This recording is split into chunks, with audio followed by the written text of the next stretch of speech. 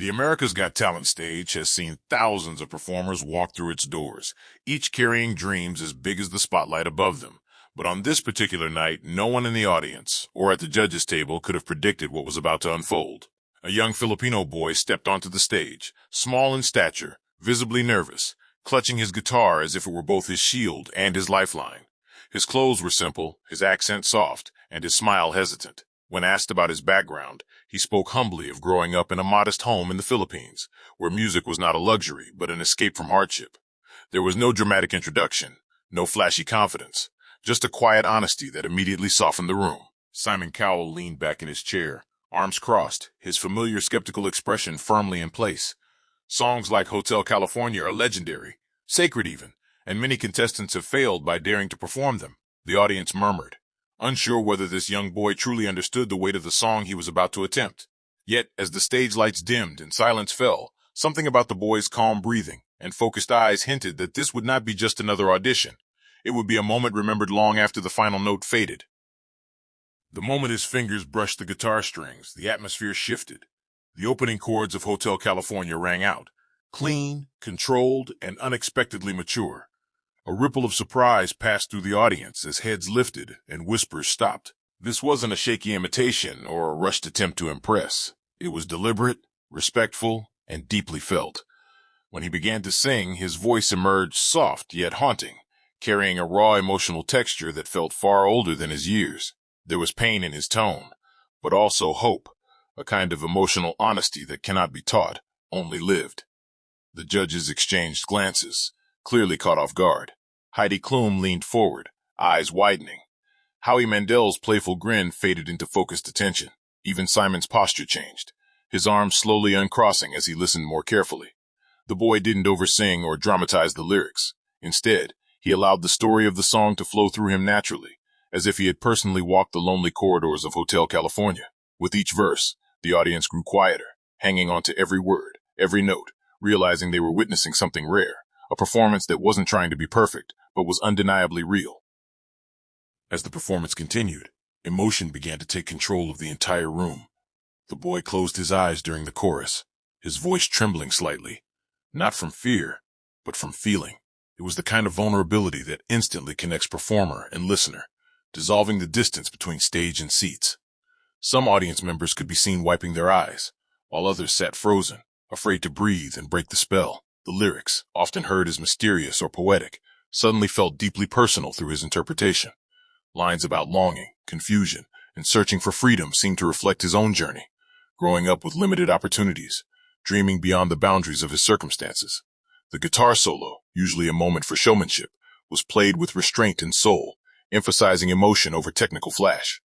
At this point, Simon Cowell was no longer just listening. He was absorbed. His face softened, his eyes fixed on the stage, clearly recognizing something extraordinary.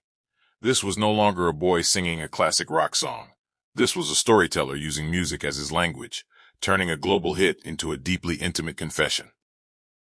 When the final note faded into silence, there was a brief moment where no one moved.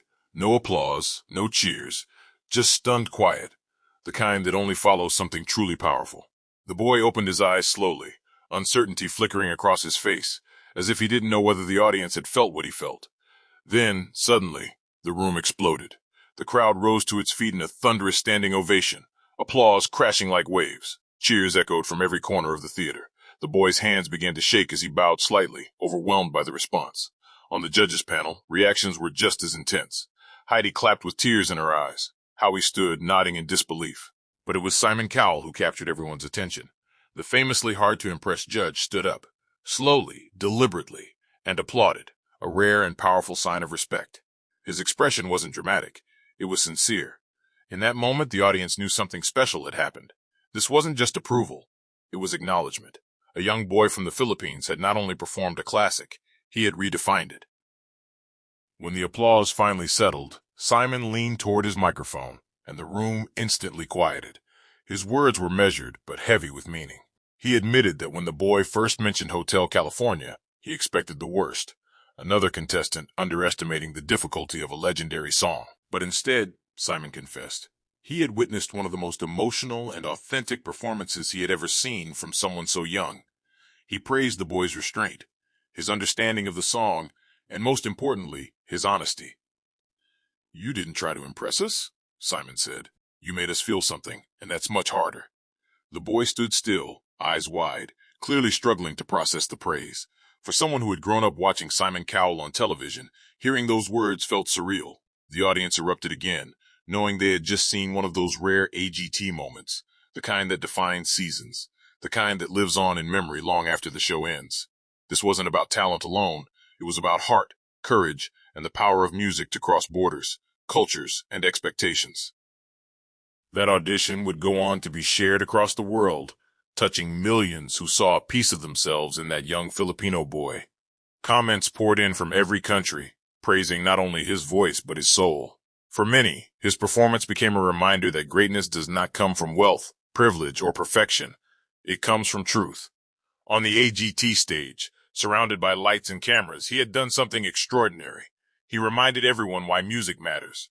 Not as competition, not as spectacle, but as connection. Simon Cowell's shocked reaction became a symbol of that truth. A seasoned judge, humbled by pure emotion. For the boy, this was more than an audition. It was a turning point, a door opening to a future once unimaginable. And for the audience, it was a gift, a moment when a familiar song felt new again, when silence spoke louder than applause, and when a single voice from the Philippines echoed across the world, proving that sometimes the quietest beginnings lead to the loudest legacies.